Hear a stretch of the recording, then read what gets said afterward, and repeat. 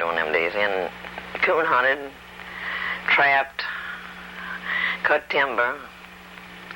I've stood in the high water many times, where they drove a pig in a tree and sawed the tree off above the high water and rolled them out barefooted, floated them out of the high water. Can't swim a lick. I never learned how to swim. Floated logs out in that 73 high water. Oh, excuse me, not 73 high.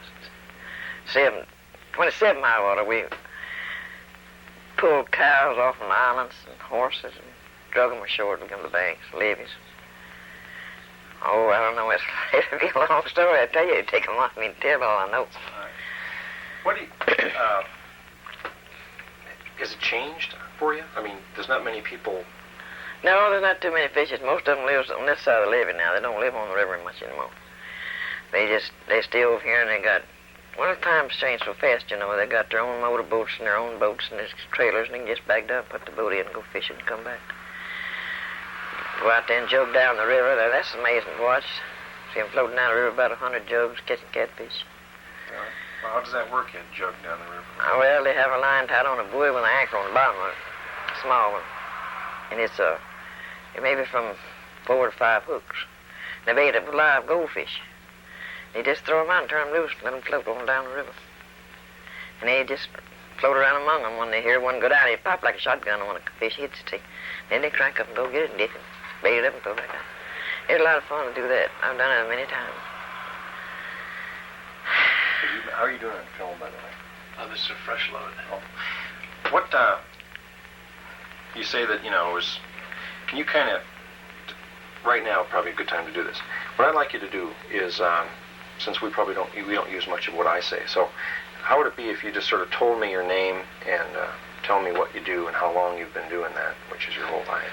Well, when I was a kid, I was Martha May Baker, and I married at 17 a boy named Willie Wrenn in St. Joe, Louisiana.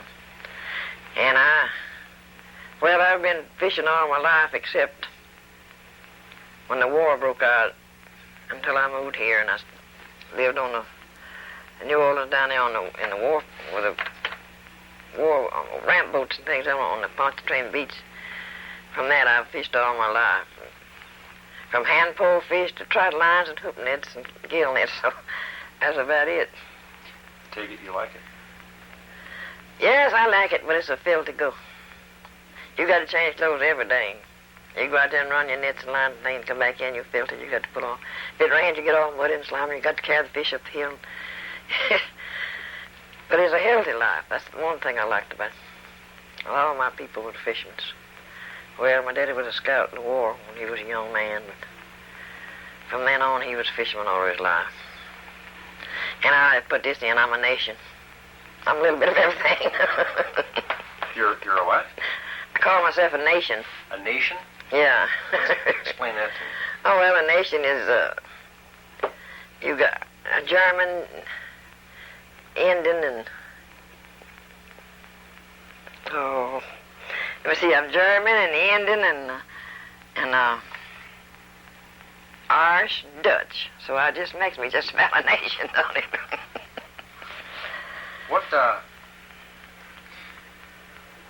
What do you like about the river, if you had to pick one thing out? Well, if I just had my choice to say the city of the river, I'd take the river because there's no dirty work goes on out there anymore. It's all nice and clean.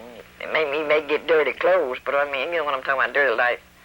It's not a dirty life. You don't see no stealing much out there no more. No, there's no drinking. There's no narcotics or nobody getting drunk, fighting, nothing. It's just a clean, kind of a wholesome life out there. Good air to breathe. It's kind of dangerous sometimes when them storms get up, but I still like it. Do people ever wonder why you chose to do this? Many of them. What do you tell them?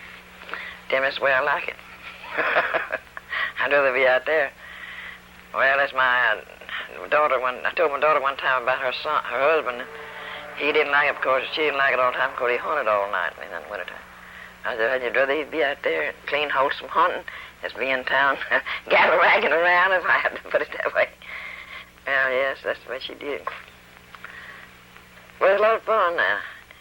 Of course, I'm getting too old, really, to enjoy too much out there now, but when I was a kid, I didn't know nothing about the city. I didn't nothing about it. Did you have a lot of friends, like years ago now? Not necessarily. We didn't stay long enough in one place to make too many. We was in a houseboat, see, and we cordeled the boat up the river. I don't know what you know what that is.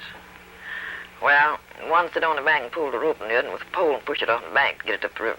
There'd be swift points going around, see, and you couldn't make it with a paddle boat.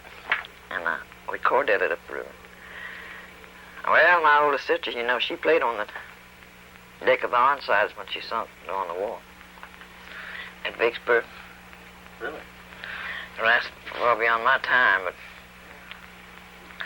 oh, there's so many things out there. We used to go out to steamboats. I used to take fish to the steamboats in a motorboat. Take them out to. I'd catch the fish, and the steamboat would blow way down the river and cut the whistle, short ones. I'd load up 300 or 400 pounds of fish and take them to the steamboat, and they'd slow down. They'd let go more and pay for it. My mother was drowning on the river down there at, what they call, Port Gibson, Louisiana.